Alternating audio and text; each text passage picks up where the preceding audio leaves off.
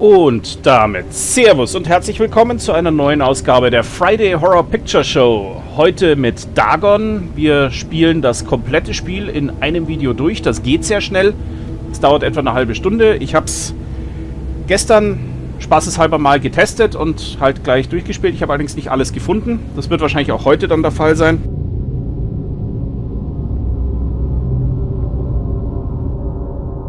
Es ist die Rückkehr zu einer der großartigsten Formen von Spiel, die es eigentlich gibt, nämlich zum Text-Adventure. Hier natürlich grafisch entsprechend unterfüttert. Ich werde nicht viel dazu sprechen, sondern euch das so ein bisschen genießen lassen. Die Sprache ist Englisch, es sind aber deutsche Untertitel eingeschaltet. Ihr müsst euch also da keine großen Gedanken drüber machen. Ja, ich würde euch noch empfehlen, das Video auf Vollbild zu stellen. Das macht auf jeden Fall Spaß, wenn man es ein bisschen größer sieht. Es ist schöner. Und dann legen wir auch gleich los.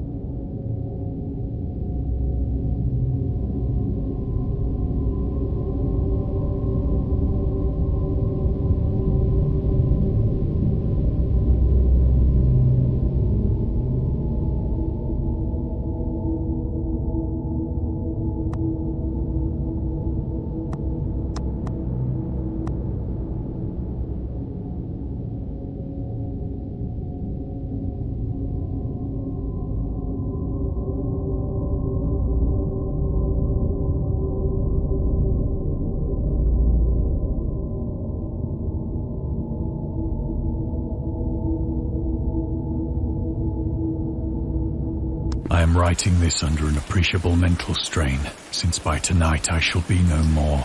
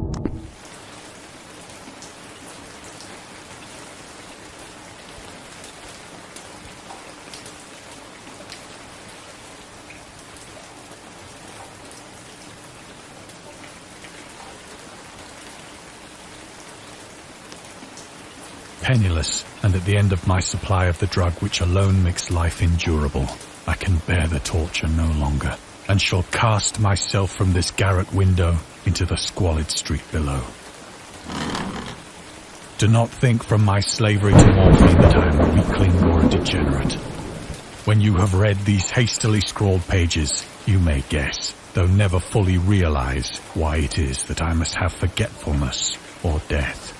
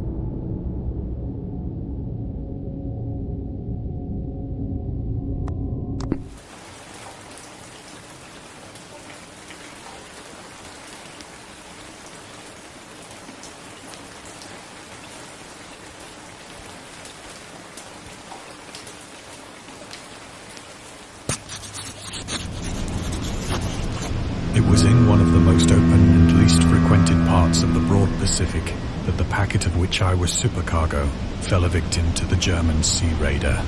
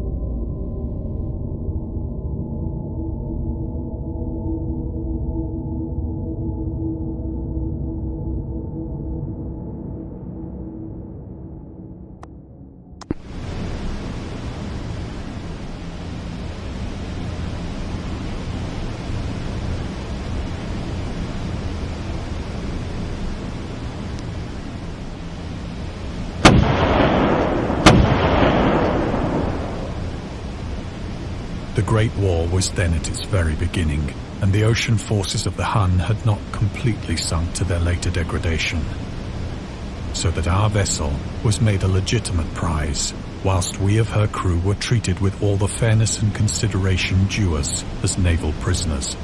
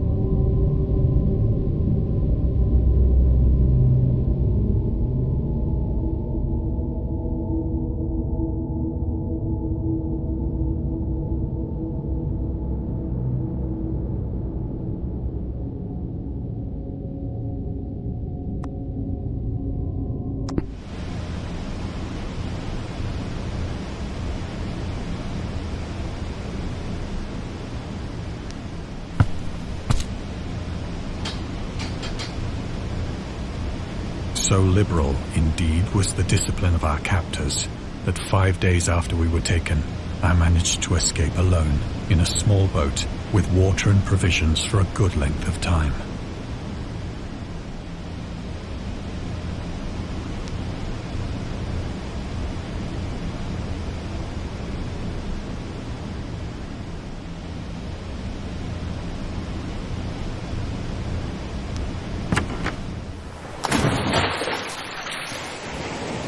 When I finally found myself adrift and free, I had but little idea of my surroundings. Never a competent navigator, I could only guess vaguely by the sun and stars that I was somewhat south of the equator. Of the longitude, I knew nothing, and no island or coastline was in sight.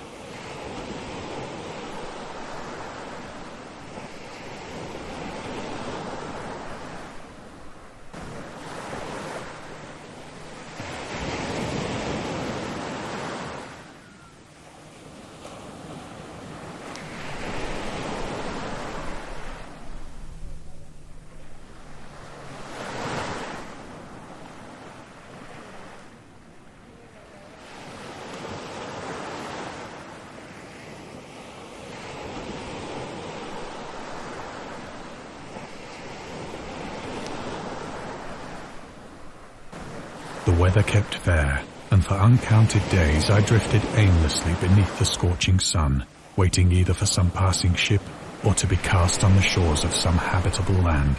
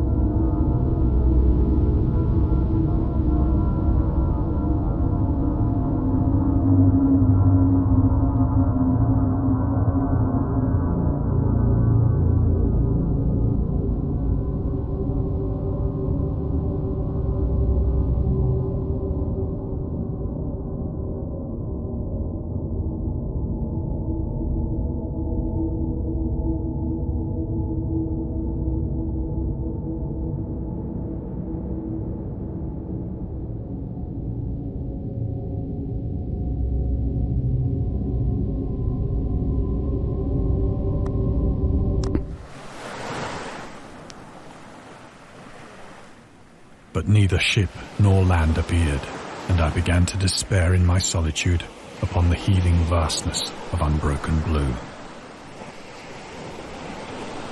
The change happened whilst I slept. Its details I shall never know, for my slumber, though troubled and dream-infested, was continuous.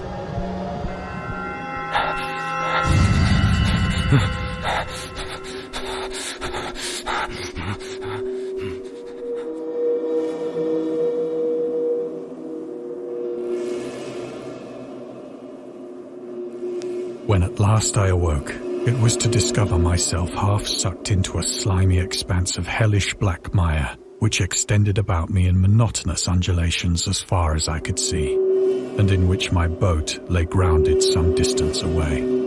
Though one might well imagine that my first sensation would be of wonder at so prodigious and unexpected a transformation of scenery, I was in reality more horrified than astonished. For there was in the air, and in the rotting soil, a sinister quality which chilled me to the very core.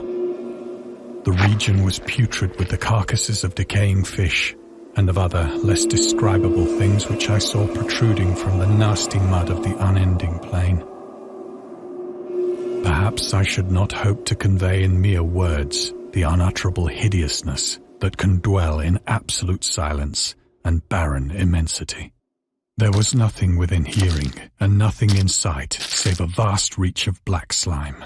Yet the very completeness of the stillness and the homogeneity of the landscape oppressed me with a nauseating fear. The sun was blazing down from a sky which seemed to me almost black in its cloudless cruelty, as though reflecting the inky marsh beneath my feet.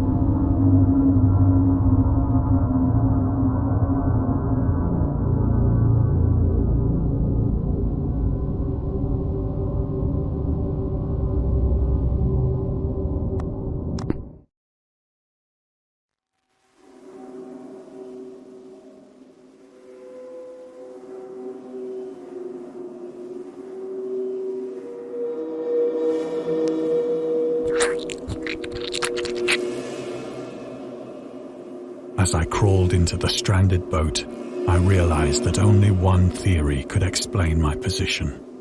Through some unprecedented volcanic upheaval, a portion of the ocean floor must have been thrown to the surface, exposing regions for which innumerable millions of years had lain hidden under unfathomable watery depths. So great was the extent of the new land which had risen beneath me that I could not detect the faintest noise of the surging ocean, straining my ears as I might, nor were there any seafowl to prey upon the dead things.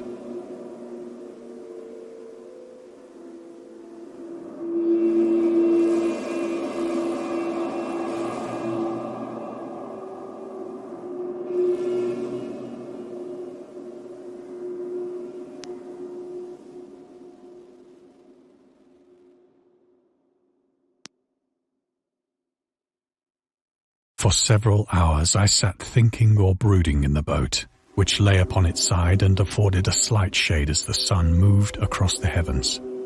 As the day progressed, the ground lost some of its stickiness and seemed likely to dry sufficiently for traveling purposes in a short time.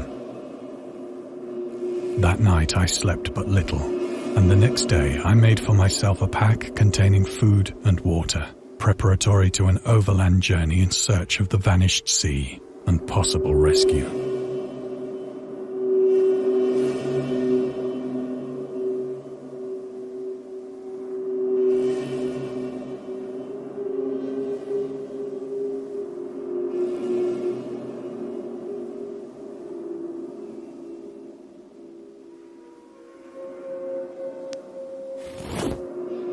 On the third morning, I found the soil dry enough to walk upon with ease.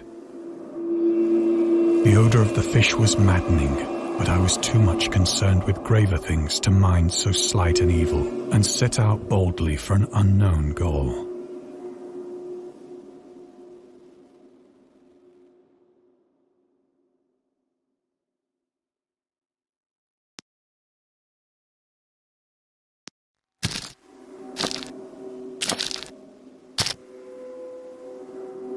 All day I forged steadily westward, guided by a faraway hummock which rose higher than any other elevation on the rolling desert.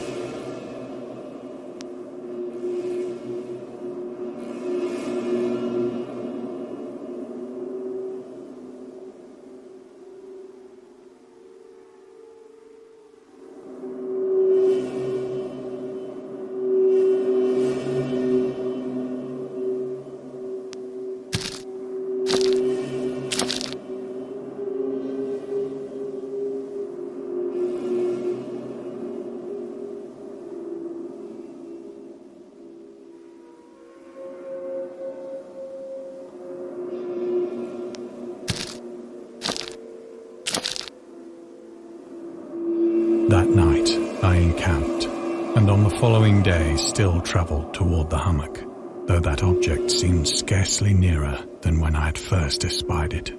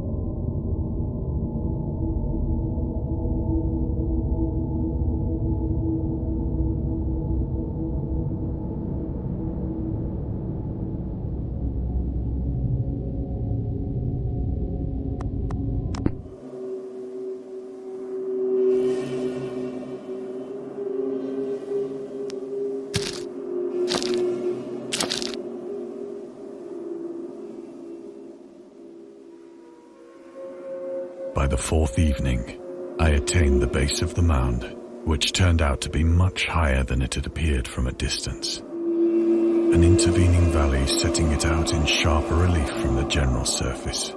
Too weary to ascend, I slept in the shadow of the hill. I know not why my dreams were so wild that night, but ere the waning and fantastically gibbous moon had risen far above the eastern plain, I was awake in a cold perspiration, determined to sleep no more. Such visions as I had experienced were too much for me to endure again, and in the glow of the moon I saw how unwise I had been to travel by day. Without the glare of the parching sun, my journey would have cost me less energy. Indeed, I now felt quite able to perform the ascent which had deterred me at sunset. Picking up my pack, I started for the crest of the eminence.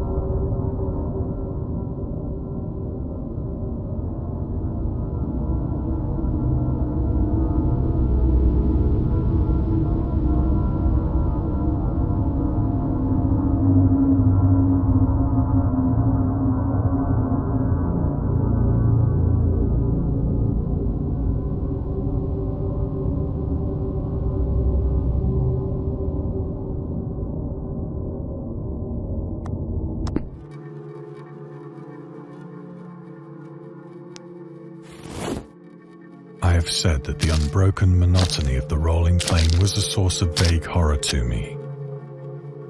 But I think my horror was greater when I gained the summit of the mound and looked down the other side into an immeasurable pit or canyon. black recesses the moon had not yet soared high enough to illumine. I felt myself on the edge of the world, peering over the rim into a fathomless chaos of eternal night. Through my terror ran curious reminiscences of Paradise Lost, and of Satan's hideous climb through the unfashioned realms of darkness. As the moon climbed higher in the sky, I began to see that the slopes of the valley were not quite so perpendicular as I had imagined.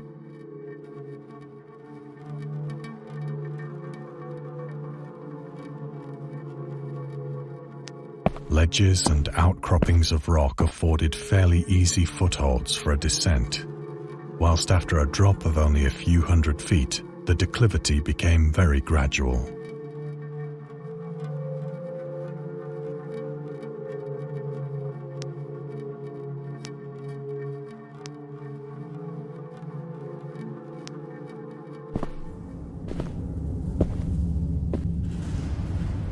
Urged on by an impulse which I cannot definitely analyze, I scrambled with difficulty down the rocks and stood on the gentler slope beneath, gazing into the Stygian deeps, where no light had yet penetrated. All at once, my attention was captured by a vast and singular object on the opposite slope, which rose steeply about 100 yards ahead of me, an object that gleamed whitely in the newly bestowed rays of the ascending moon.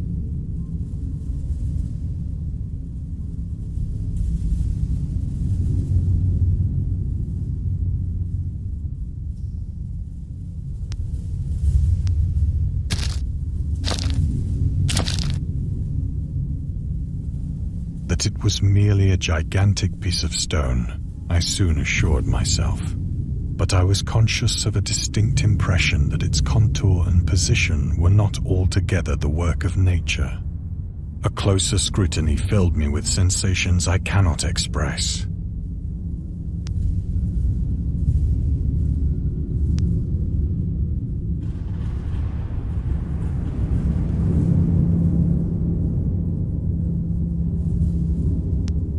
For despite its enormous magnitude and its position in an abyss which had yawned at the bottom of the sea since the world was young, I perceived beyond a doubt that the strange object was a well-shaped monolith, whose massive bulk had known the workmanship and perhaps the worship of living and thinking creatures.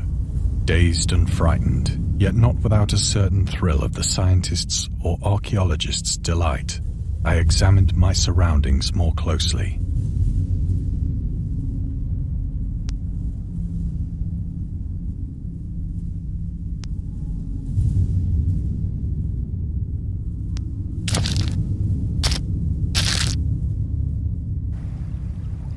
The moon, now near the zenith, shone weirdly and vividly above the towering steeps that hemmed in the chasm, and revealed the fact that a far-flung body of water flowed at the bottom, winding out of sight in both directions and almost lapping my feet as I stood on the slope. Across the chasm, the wavelets washed the base of the Cyclopean monolith, on whose surface I could now trace both inscriptions and crude sculptures.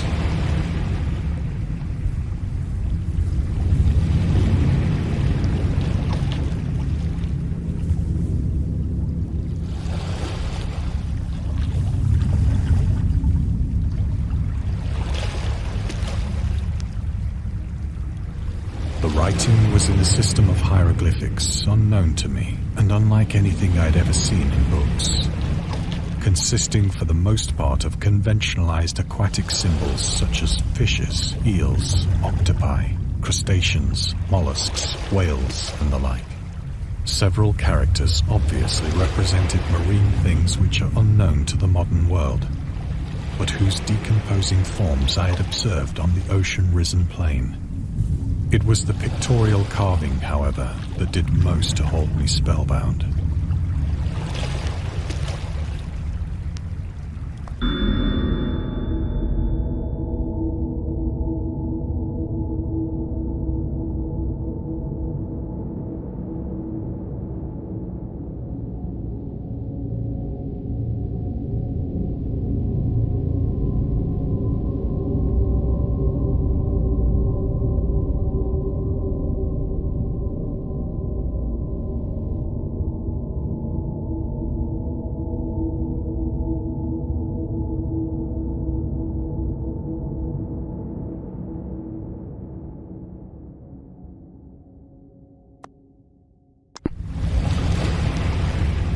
Plainly visible across the intervening water on account of their enormous size were an array of bas-reliefs whose subjects would have excited the envy of a doré. I think that these things were supposed to depict men, at least a certain sort of men, though the creatures were shown disporting like fishes in the waters of some marine grotto, or paying homage at some monolithic shrine which appeared to be under the waves as well. Of their faces and forms I dare not speak in detail, for the mere remembrance makes me grow faint. Grotesque beyond the imagination of a Poe or a Bulwer. They were damnably human in general outline, despite webbed hands and feet, shockingly wide and flabby lips, glassy, bulging eyes, and other features less pleasant to recall. Curiously enough, they seem to have been chiseled badly out of proportion with their scenic background, for one of the creatures was shown in the act of killing a whale, represented as but little larger than himself. I remarked, as I say, their grotesqueness and strange size, but in a moment decided that they were merely the imaginary gods of some primitive fishing or seafaring tribe. Some tribe whose last descendant had perished eras before the first ancestor of the Piltdown or Neanderthal man was born.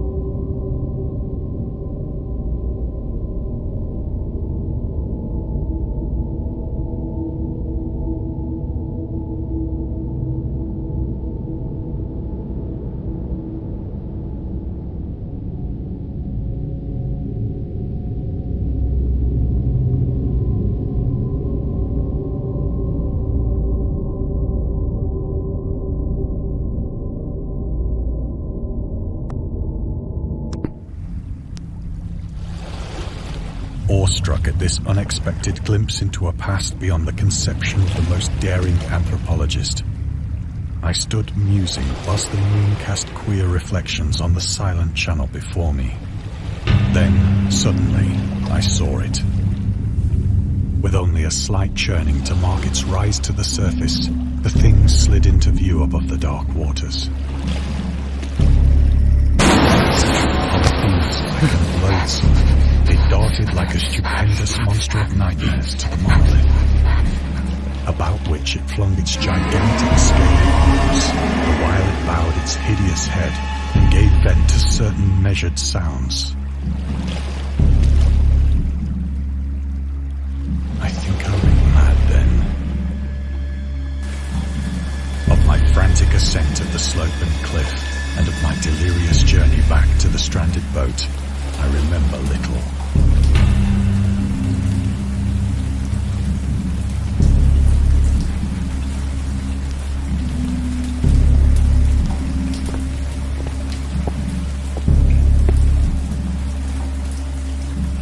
I believe I sang a great deal and laughed oddly when I was unable to sing.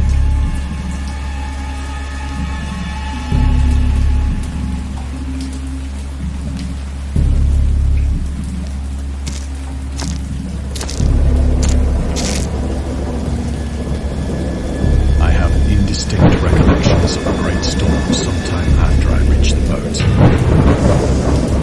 At any rate, I know that I heard pearls of thunder and other tones which nature utters only in her wildest moods.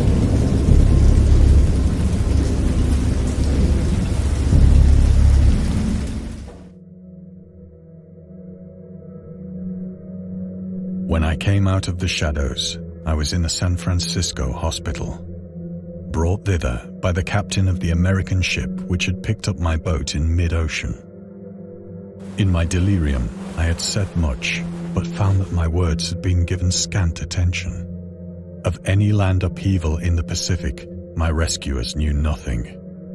Nor did I deem it necessary to insist upon a thing which I knew they could not believe.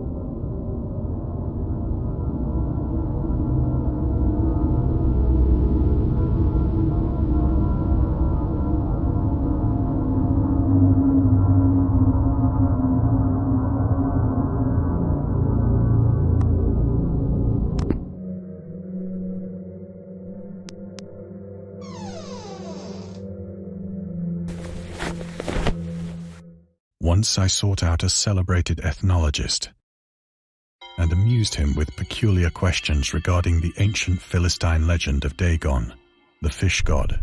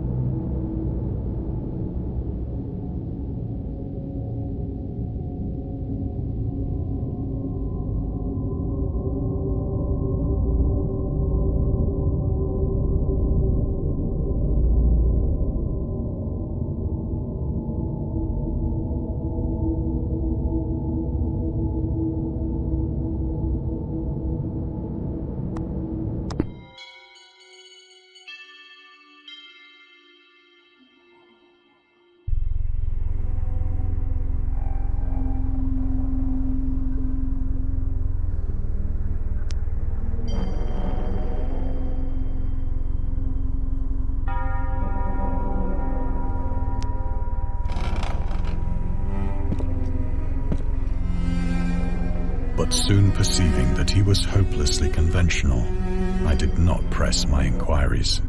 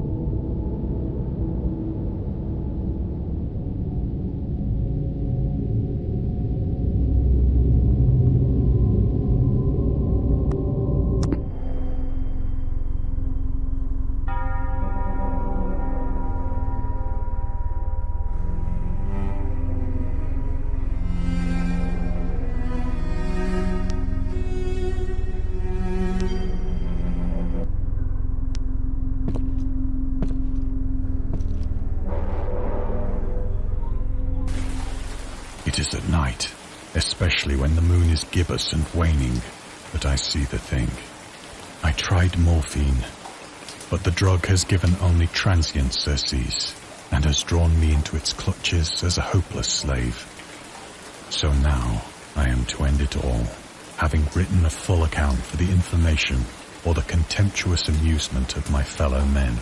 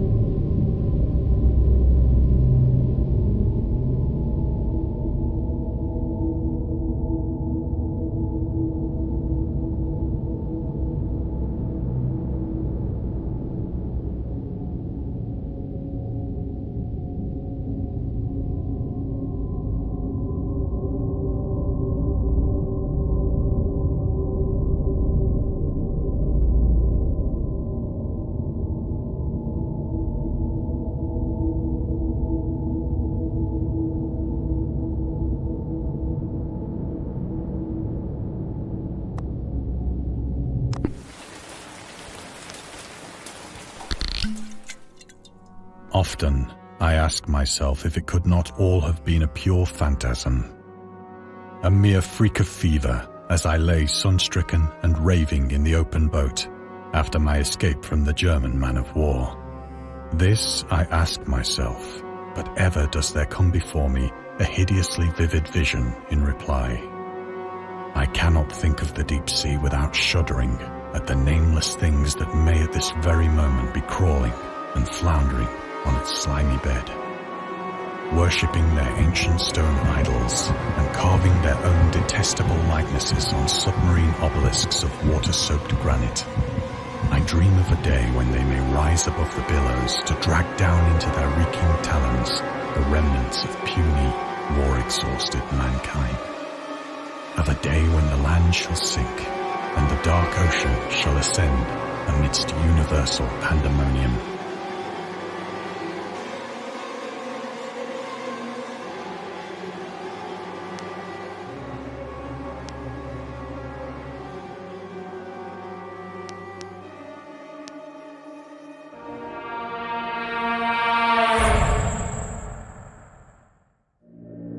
The end is near.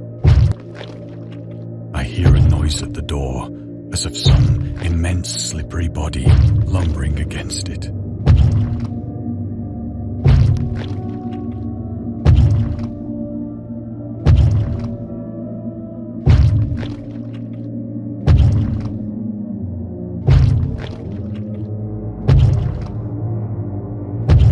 It shall not find me.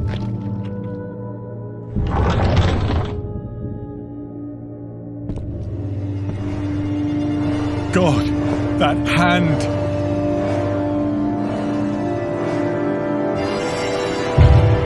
The window! The window!